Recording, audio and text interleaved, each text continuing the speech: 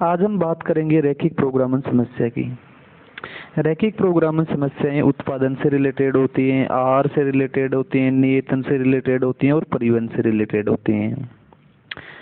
रैखिक प्रोग्रामन समस्याओं का गणितीय रूप निम्न होता है। सबसे पहले इनका उद्देश्य होता है। उद्देश्य या तो इनका मैक्सिमम होता है या मिनिमम होता है। यहाँ पर उद्देश्य जैसे मैक्सिमम जेड या मिनिमम जेड बराबर सी एक्स होता है। उसके बाद में इसके प्रतिबंध की बात करें तो प्रतिबंध होता है इसका ए एक्स बराबर या लेस देन इक्वल या ग्रेटर देन इक्वल बराबर बी। उसके बाद में यहाँ पर प्रतिबंध या जो चर होते हैं वो नॉन नेगेटिव होते हैं। रैखिक प्रोग्रामिंग समस्या को हम यूँ समझ सकते हैं, जैसे सेकंड ग्रेड के एग्जाम के लिए हमारे को मैथ पढ़नी है, हमारे को जीके पढ़ना है, हमारे को साइकोलॉजी पढ़नी है, तो इनको हम चर नाम दे दें। जैसे इसको x1, इसको x2, इसको x3, ऐसे चर नाम दे दिए हमने। तो यहाँ पर ऐसा तो हो नहीं सकता कि भाई इनको नेगेटिव में पढ़ा जा सके। हाँ, ऐसा ज़रूर पॉसिबल हो सकता है कि इसको जैसे पढ़ा ही नहीं हो किसी को, लेकिन ऐसा पॉसिबल नहीं है कि इसको नेगेटिव में पढ़ा जा सके। तो यहाँ से स्पष्ट है कि जो जो चर होते हैं वो नॉन नेगेटिव होते हैं। इसके बाद में हम बात करें रैखिक प्रोग्रामन समस्या को समझने के लिए, तो रैखिक प्रोग्रामन समस्या को निम्न एग्जाम्पल के द्वारा समझ सकते हैं। जैसे कि यहाँ पर जो समस्या दी गई है वो मिनिमम जेड बराबर 3x1 + 2x2 और उसके बाद में ये दो प्रतिबंध दिए गए हैं और ये नॉन नेगेटिव चर दिए गए हैं। तो यहाँ पर सबसे पहले इसको हल करने के लिए ये जो प्रतिबंध है उनको समीकरण के रूप में लिख दिया जाता है। उसके बाद में ये समीकरण और ये नॉन नेगेटिव चर, इनका ग्राफिकल रिप्रेजेंटेशन करके और क्षेत्र का निर्धारण कर लिया जाता है। जैसे कि यहाँ पर दो प्रतिबंध को इनको रेखाओं के रूप में लिखने पर ये प्राप्त होते हैं। अब ये x1 + x2 बराबर 3 वाली रेखा ये है, x1 - x2 बराबर 1 वाली रेखा ये है। इसके बाद में यहाँ पर क्षेत्र का निर्धारण करें तो हम यहाँ से जो चर x1 x2 हैं वो हैं हमारे चर x1 x2 greater than equal 0 हैं, तो हमारा जो क्षेत्र होता है वो यूं आता है। ऐसे क्षेत्र का निर्धारण करते हैं। उसके बाद में बात करें जैसे ये रेखा x1 + x2 बराबर 3 की, तो यहाँ से इसके लिए जो प्रतिबंध था वो ग्रेटर देन इक्वल 3 का था। तो सिंपल सी बात है, इस लाइन के इस साइड का क्षेत्र, इस लाइन के इस साइड का क्षेत्र इस प्रतिबंध का क्या करेगा, पालन करेगा, लेकिन प्रतिबंध का पालन करेगा लेकिन इस साइड का क्षेत्र पालन नहीं करेगा। तो हमारे को इस लाइन के इधर वाला क्षेत्र शामिल करना पड़ेगा। इसके बाद में हम बात करें इस रेखा के लिए, तो इस रेखा के लिए कह रखा है x1 - x2 less than equal 1। तो यहाँ पर इस साइड का क्षेत्र इस कंडीशन का पालन नहीं करता है। जैसे कि समझने के लिए ये बिंदु ही ले लीजिए, यहाँ पर बिंदु 3 0, इसे में यहाँ पर पुट करते हैं x1 की जगह 3, x2 की जगह 0, तो इधर बचता है 3 - 0 बराबर 3 और यहाँ पर लेस देन इक्वल 1। तो ऐसा तो पॉसिबल है नहीं। तो सिंपल सी बात है, इस कंडीशन का पालन करने वाले बिंदु इस साइड आएंगे ऐसे। तो बात करें हम उभयनिष्ठ क्षेत्र की, तो उभयनिष्ठ क्षेत्र में ये बिंदु नहीं आ रहे हैं, ये बिंदु नहीं आ रहे, क्योंकि ये वाले बिंदु है ना जो यहाँ से इस लाइन के इस साइड वाले बिंदु की इस लाइन के इस साइड वाले बिंदु आ रहे हैं, जबकि इस साइड वाले नहीं आ रहे, इसलिए ये कॉमन क्षेत्र में नहीं आएंगे। इसी प्रकार ये भी नहीं आएंगे उभयनिष्ठ क्षेत्र में। तो यहाँ पर उभयनिष्ठ क्षेत्र में ये सारे बिंदु ऐसे प्राप्त हो जाते हैं। अब बात करें हम समस्या की, तो ये समस्या हमारी अनबाउंडेड है। तो इस समस्या के लिए अनबाउंडेड है। यहाँ पर हम देखें तो यहाँ पर जो x1 का गुणांक है उद्देश्य में और x2 का गुणांक है ये पॉजिटिव है। इस वजह से समस्या का यहाँ पर मिनिमम हल तो ज्ञात किया जा सकता है, बट मैक्सिमम हल यहाँ पर ज्ञात नहीं किया जा सकता, क्योंकि जैसे जैसे हम ऊपर चलेंगे ना तो मान बढ़ते ही जाते हैं। बात करें हम यहाँ से समस्या के हल की, तो यहाँ पर जो समस्या का इष्टतम हल जो प्राप्त होता है वो यहाँ पर बाउंड्री वाले बिंदु पर ही प्राप्त होता है। हालांकि बात करें हम हल की तो ये सारे बिंदु हमारे को हल देते हैं, लेकिन बात करें हम यहाँ पर जो हमारा इष्टतम हल होता है वो इन बिंदु के ऊपर, जहाँ पर कटान बिंदु होता है या बहुभुज के जो शीर्ष बनेंगे इसमें, उसी पर प्राप्त होता है। जैसे यहाँ पर ये इस बिंदु के ऊपर बात करें 0,3 के ऊपर मान 0,3 के ऊपर यहाँ से समस्या के लिए जो हल आएगा, यहाँ से x1 की जगह 0, x2 की जगह 2 पुट करेंगे तो यहाँ से 3 पुट करेंगे तो यहाँ से मान आएगा 6। और ये बिंदु यहाँ से जो दोनों रेखाओं का कटान बिंदु प्राप्त हो रहा है वो आप आसानी से इन दोनों समीकरण को हल करके ज्ञात कर सकते हैं। जैसे दोनों समीकरण को हम जोड़ेंगे तो यहाँ से जोड़ेंगे तो यहाँ से 2x2 बराबर 4 बनेगा, तो x1 यहाँ से आएगा हमारा 2।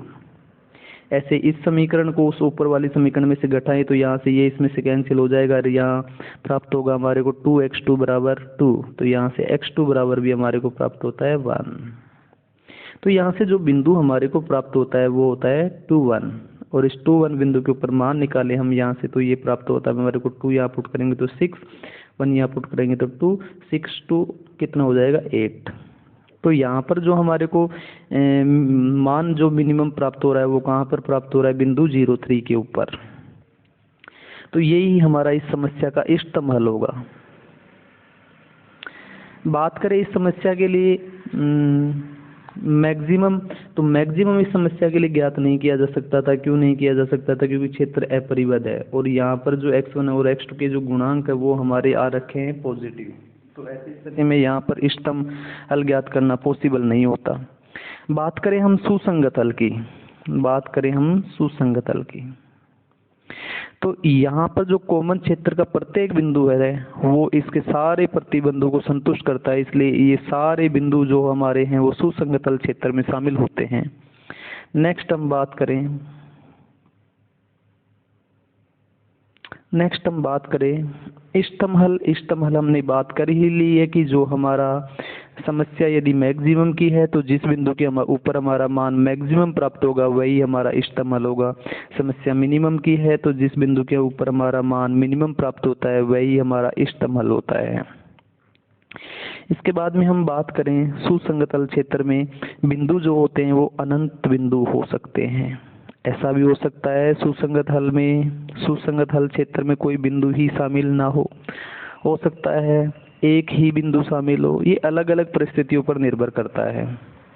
लेकिन इष्टतम हल यदि विद्यमान होता है तो बहुभुज के शीर्ष बिंदु पर ही प्राप्त होता है। ये ध्यान रखना है हमारे को कि इष्टतम हल यदि विद्यमान होता है तो वो बहुभुज के शीर्ष बिंदु पर ही विद्यमान होता है। इसके बाद में जो रैखिक प्रोग्रामन समस्या है उसको समझने के लिए एक एग्जांपल हम और ले सकते हैं। जैसे कि ये देखिए, यहाँ पर हमारा दे रखा है इष्टतम z बराबर ये, और ये प्रतिबंध दे रखे हैं, यहाँ पर नॉन नेगेटिव चर दे रखे हैं x1 x2। इसके बाद में कहा जा रहा है कि इस समस्या में z का मान प्राप्त किया जा सकता है केवल निम्नलिखित, केवल उच्चिष्ट और निम्नलिखित उच्चिष्ट दोनों, और इनमें से कोई नहीं।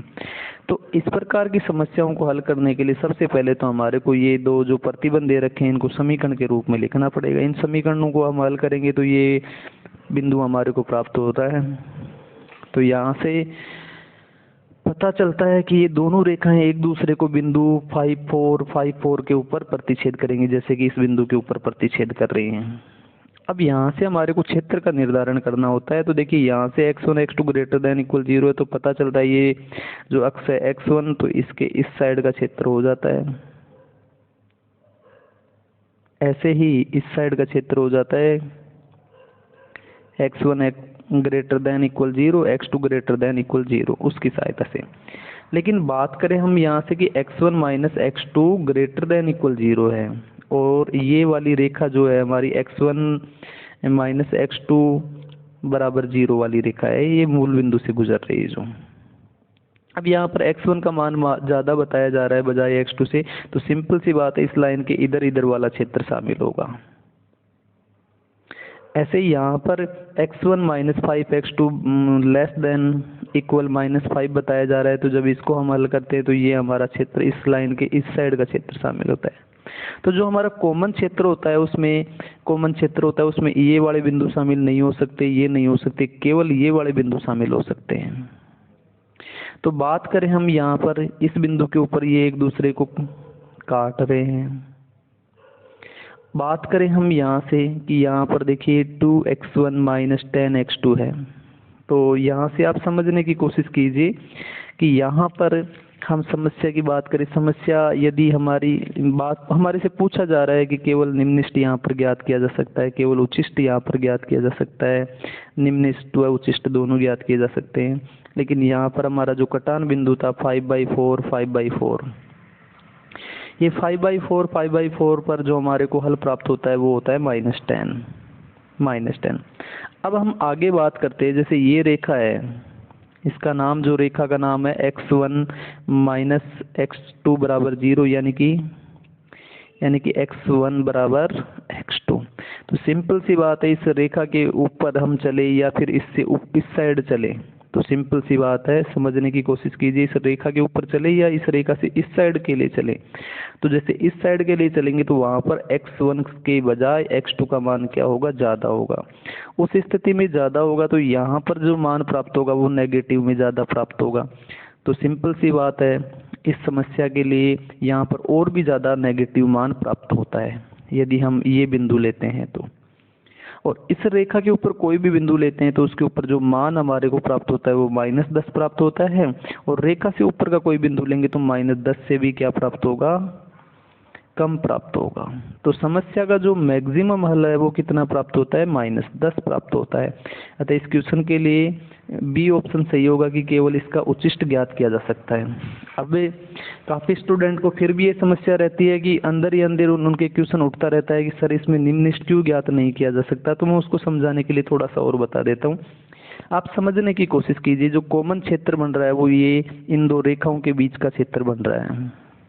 अब यदि आप इस बिंदु के ऊपर मान निकालना चाहेंगे, जैसे मान लो इस बिंदु के ऊपर आप मान निकालना चाहेंगे यहाँ से, तो सिंपल सी बात है, इस बिंदु के ऊपर x2 का मान क्या रहेगा, x2 का मान क्या रहेगा, ज़्यादा रहेगा बजाय x1 से। जैसे आप यहाँ पर पुट करेंगे तो मान कम प्राप्त होगा। ऐसे आप सोचिए कि ये रेखाएं तो ऐसे चली जाएंगी आगे आगे, ऐसे कैसे, ये रेखाएं भी ऐसे चली जाएंगी आगे, ऐसे चलती रहेगी जो भी है। अब जैसे इस बिंदु के ऊपर हम मान निकालेंगे तो सिंपल सी बात है, इस बिंदु के ऊपर यहाँ पर तो 10 से गुणा होना है और यहाँ पर 2 से गुणा होना है, और उसके बाद में इसको गुणा 2 से करने के बाद में इसमें से घटाना है, तो और भी कम मान प्राप्त होता है। तो आप जैसे जैसे आगे जाते हैं तो निम्निष्ट मतलब नीचे कम से कम मान तो और होता जाता है, लेकिन उच्चिष्ट मान जो प्राप्त होता है वो उसी लाइन के ऊपर ही प्राप्त होता है। तो यहाँ पर जो हमारे को समस्या उसका केवल उच्चिष्ट मान ही प्राप्त होता है। नेक्स्ट बात करें हम, तो यहाँ से देखिए नेक्स्ट हम बात करें तो ऐसे ही एक समस्या और दे रखी है। ये देखिए, ये जो समस्या दे रखी है इसका यदि हम यहाँ से यहाँ से हम इनका समीकरण के रूप में, इसको समीकरण के रूप में, इसको समीकरण के रूप में लिखें तो देखिए ये 2x1 3y2 बराबर 3 समीकरण के रूप में लिखेंगे। फिर इसका ग्राफिकल रिप्रेजेंटेशन करते हैं तो हमारे पास ये रेखा प्राप्त हो जाती है ऐसे, जैसे कि ये हमारी रेखा प्राप्त हो जाती है। ऐसे ही यहाँ पर x1 बराबर 3, इससे हमारे को रेखा x1 बराबर 3 प्राप्त होती है, ये हम बना देते हैं यहाँ से इस रेखा के लिए। और y, इससे हमारे को रेखा प्राप्त होती है y बराबर 3, इसको हम यहाँ से ऐसे बना देते हैं। एक यहाँ पर प्रतिबंध x + y ≤ 6, इसको हम बना देते हैं। तो ये बिंदु 0 6 और 6 0 के ऊपर प्रतिच्छेद करता है। इस रेखा का हम यहाँ से ये बना देते हैं। फिर यहाँ पर जो हमारे को क्षेत्र का निर्धारण करना होता है तो वो देखिए यहाँ पर जो चर है ना, कौन कौन से चर हैं, एक चर को नाम दे दिया हमने x और एक चर को हमने नाम दे दिया y। यहाँ पर इस चर को समझ लीजिए आप x, इस चर को समझ लीजिए आप y। तो यहाँ पर हम बात करें तो यहाँ पर x y भी तो क्या रहेंगे, > 0 रहेंगे। तो क्षेत्र जो होगा ऐसे हो जाएगा यहाँ से, जो हम क्योंकि इधर इधर वाला क्षेत्र शामिल नहीं होंगे।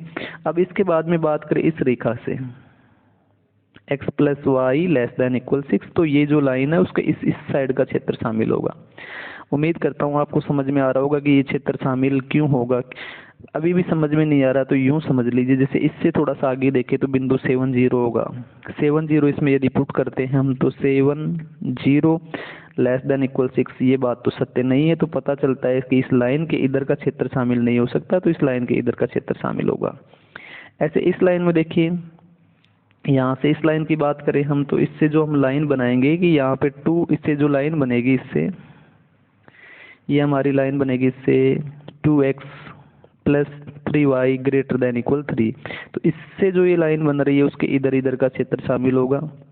ऐसे ही ये x से ग्रेटर देन इक्वल 3 है तो इसके इधर इधर का क्षेत्र शामिल होगा, y ग्रेटर देन तो इधर इधर का क्षेत्र शामिल होगा। तो यहाँ पर कॉमन क्षेत्र की बात करें तो देखिए इस लाइन की वजह से इस लाइन के इधर इधर का क्षेत्र शामिल हो रहा है, तो सिंपल सी बात है ये कॉमन क्षेत्र में ये नहीं आएगा, ये नहीं आएगा, ये क्षेत्र नहीं आएगा। अब इस लाइन के जब इधर ऊपर ऊपर वाले क्षेत्र की बात हो रही तो कॉमन क्षेत्र में ये नहीं आएगा, ये नहीं आएगा, तो यहाँ पर कॉमन क्षेत्र में केवल ये बिंदु आएंगे, कॉमन क्षेत्र में केवल ये बिंदु आएंगे। अब बात करें कॉमन क्षेत्र की तो कॉमन क्षेत्र में सॉरी ये बिंदु भी नहीं आएंगे। कॉमन क्षेत्र की बात करें तो कॉमन क्षेत्र में ये बिंदु नहीं आएंगे, केवल ये बिंदु आएगा। ये बिंदु क्यों नहीं आएंगे? क्वेश्चन ये उठता है कि ये बिंदु क्यों नहीं आएंगे, क्योंकि यहाँ से ये जो लाइन है ना इसका भी थोड़ा ध्यान रखना है कि ये लाइन है ना ये क्या कह रही है कि इधर इधर वाले बिंदु। तो सिंपल सी बात है कॉमन क्षेत्र में केवल एक बिंदु आ रहा है, तो इस समस्या के लिए जो मैक्सिमम भी होगा इसी बिंदु के ऊपर प्राप्त होगा, मिनिमम भी इसी बिंदु के ऊपर प्राप्त होगा। ये बिंदु है 3 3, अतः समस्या के लिए यहाँ पर जो उच्चिष्ट और निम्निष्ट मान प्राप्त होंगे वो बिंदु 3 3 के ऊपर ही प्राप्त होंगे। नेक्स्ट हम बात करें तो नेक्स्ट टॉपिक है हमारा अवमुख समुच्चय। ये जो टॉपिक है अवमुख समुच्चय, इसको समझ लीजिए आरपीसी को इससे बहुत ही ज़्यादा लगाव है, इससे बहुत ज़्यादा संभावनाएं बनती हैं कि इससे क्वेश्चन उठ जाए। यूँ समझ लीजिए कि 99% यहाँ से क्वेश्चन आने की संभावना रहती है सेकंड ग्रेड के एग्जाम में। कॉन्वेक्स सेट, अवमुख समुच्चय। अब अवमुख समुच्चय क्या होता है कि आप कोई भी जो क्षेत्र ले रहे हैं उसके कोई भी दो बिंदु उठाओ और उनको एक स्ट्रेट लाइन के द्वारा मिलाओ, तो उनको मिलाने वाला जो रेखाखंड है उसका प्रत्येक बिंदु उस क्षेत्र में शामिल है, तो वो क्षेत्र आपका कॉन्वेक्स सेट है। और उसके बिंदु यदि उस क्षेत्र में शामिल नहीं होते तो वो कॉन्वेक्स सेट नहीं होता। जैसे कि इस आकृति में देखिए यहाँ पर बिंदु है, यहाँ पर जो बिंदु है इनको मिलाने वाले बिंदु पूर्ण रूप से इस क्षेत्र में शामिल नहीं है, क्योंकि ये देखिए ये बीच वाला एरिया इसमें शामिल नहीं था, इस वजह से कॉन्वेक्स सेट नहीं है, लेकिन ये कॉन्वेक्स सेट है। अब यहाँ से जो आपका आरपीएससी सेकंड ग्रेड का एग्जाम होता है उसमें इस यहाँ से क्वेश्चन बन जाता है, जैसे ऐसी आकृति दे दी जाएंगी, आपसे पूछा जाएगा निम्न में से कौन सा कॉन्वेक्स सेट नहीं है। तो देखिए यहाँ से आप कोई भी दो बिंदु उठाते हैं, जैसे ये बिंदु और ये बिंदु उठाया आपने, फिर इनके ऊपर आपने एक छोटा रेखाखंड डाला, तो यहाँ से जो रेखाखंड प्राप्त हो रहा है उसके सारे के सारे बिंदु इस क्षेत्र में शामिल है। लेकिन हम बात करें इस ऑप्शन के लिए, तो यहाँ से देखिए जैसे ये बिंदु हमने उठा लिया, ये बिंदु हमने उठा लिया। अब यदि यहाँ से हम ये स्ट्रेट लाइन डालते हैं तो यहाँ से क्लियर नहीं हो रहा, तो बिंदु ये लीजिए, थोड़ा ऊपर लीजिए, यहाँ से बिंदु लीजिए, तो इन दोनों को मिलाने वाली रेखा खंड ये है, तो इसके सारे बिंदु इसमें शामिल नहीं होते हैं। तो पता चलता है कि ये कॉन्वेक्स सेट नहीं है, ये जबकि ये कॉन्वेक्स सेट है, ये कॉन्वेक्स सेट है। ऑप्शन में कहा गया है कि समुच्चय कौन सा कॉन्वेक्स सेट नहीं है, तो सिंपल सी बात है कॉन्वेक्स सेट है, आंसर नहीं हो सकता। कॉन्वेक्स सेट है इसलिए ये भी आंसर नहीं हो सकता, ये भी कॉन्वेक्स सेट है इसलिए आंसर नहीं हो सकता, तो आपका आंसर ये रहेगा।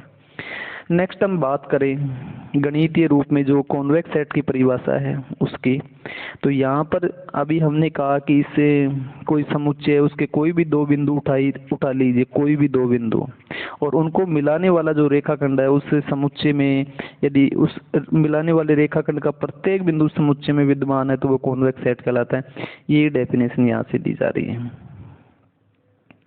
देखिए आपने यहाँ पर x1 x2 कोई दो बिंदु उठा लिए, अब इनसे मिलाने वाले रेखाखंड के प्रत्येक बिंदु को हम x से रिप्रेजेंट कर सकते हैं, और x बराबर हमने लिख दिया lambda x1 plus 1 minus lambda x2, जहाँ पर लेमड़ा का वैल्यू 0 से ज़्यादा या बराबर 1 या 1 से कम या 1 के बराबर है।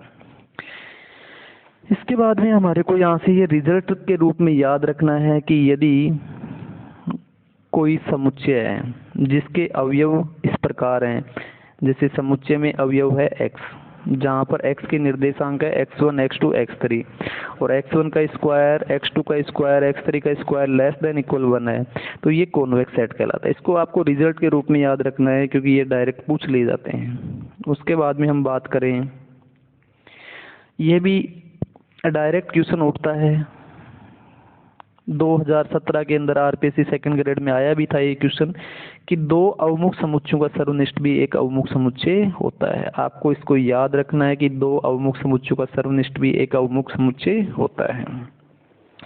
उसके बाद में ये भी आपको रिजल्ट के रूप में याद रखना है कि एक अधिसमतल ओब्लिक उन्वीव समतल भी एक अवमुख समुच्चय होता है। याद रखना है रिजल्ट के रूप में कि कोई भी आप अधिसमतल लेते हैं, ओब्लिक उन्वीव समतल लेते हैं